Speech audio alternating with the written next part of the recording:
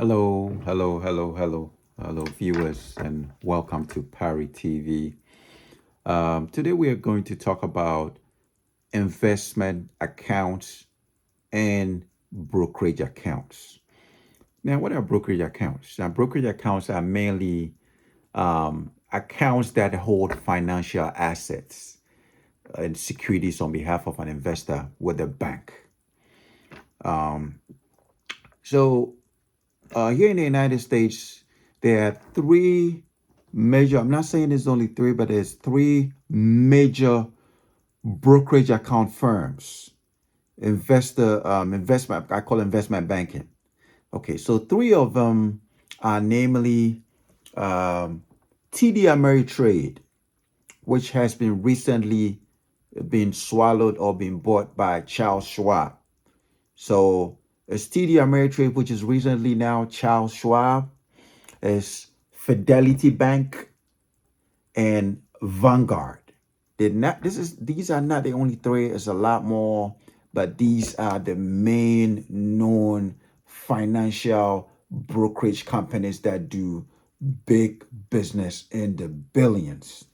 So to access TD Ameritrade, which is now been swallowed or been bought by Charles Schwab, you go to charlesschwab.com. You just type schwab.com to be precise, and it opens it up for you. So schwab.com. With Fidelity, you go to fidelity.com. With Vanguard, you go to Vanguard, vanguard.com. Fidelity is fidelity.com, fidelity.com. And then schwab.com, as in schwab.com. Now, all these have very attractive investment tools, which could, depending on what stocks you buy or depending on if you're doing mutual funds, potentially could make you anything between 5 to probably even more than 15% on return on investment, depending on what type of shares that you buy. You could buy mutual funds. I like mutual funds because mutual funds is more like a basket full of different type of fruits. So the fruits represent the different corporations and companies that are inside of that basket.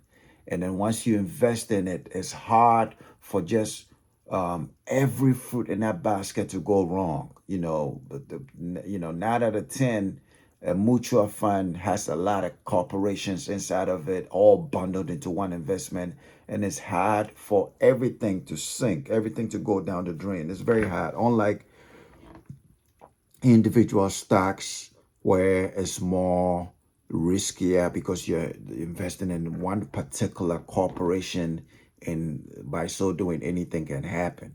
You're better off you know gearing towards multiple diverse portfolios than just one individual stock. That's what I've learned over the years, in my years and journey of doing investment with these brokerage accounting companies. My preferred is Fidelity. Just a snapshot. Fidelity, by way of assets, holds right about $5.5 trillion in assets. They have top satisfaction rating as far as customers are concerned. They hold no management fees with any investment that is under $25,000. So it's a great company. I have accounts at fidelity.com for my two kids. A couple of individual stocks, a couple of S&P 500 stocks also. Now let's go to Vanguard. Vanguard is by far the biggest. It holds 9.3 trillion and has about 50 million clients. Fidelity, on the other hand, has about 51.5 million clients. Vanguard has 50 million clients, and this is huge. Now talk about 9.3 trillion in assets. The United States economy in itself is about 25 trillion. So Vanguard holds 9.3 trillion. That's a lot of money. That's probably more than the whole GDP of the continent of Africa. It's huge, right? And let's also look at Schwab. Schwab also has 9.1 trillion in assets, and it's very good. It has about 35 million clients. That's a lot of clientele. So to open a brokerage account is simple. You just go to whichever one you prefer. You can go to fidelity.com, sign on to brokerage account, open an account, link your bank account to it, and buy stocks or maybe invest in mutual funds. You could do the same with Vanguard.com. You could do the same with Schwab.com. Now, some of the stocks that I will recommend for most of my viewers when you do open a brokerage account will be NVIDIA. NVIDIA has been trending for the last couple of months, well, probably into the whole, looking back almost 1 year. NVIDIA is doing very well. The ticker symbol is NVIDEA. I'm not sure what the ticker symbol is, but once you tap NVIDIA, it's gonna show up. Marijuana stocks is also doing very well, but maybe for moral purposes, some people might not feel comfortable investing in marijuana stocks. I do understand that, but I still, regardless, have to let my viewers know there might be some who will want to invest in marijuana stocks. The ticker symbol for marijuana stocks is MSOS. MSOS. That's the ticker symbol for marijuana stocks. You can do index. Index is also more or less like a mutual fund. It has a lot more companies put together. My go-to index funds will be SPTM. There's another one called PAVE, PAVE. That's more of an infrastructure index fund.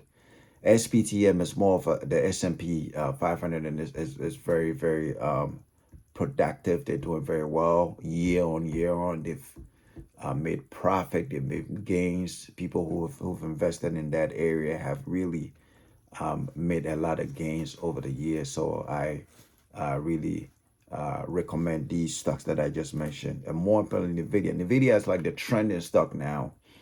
And I remember about maybe 3 to 4 years ago, when they had a stock, NEO. It was more of a electric vehicle.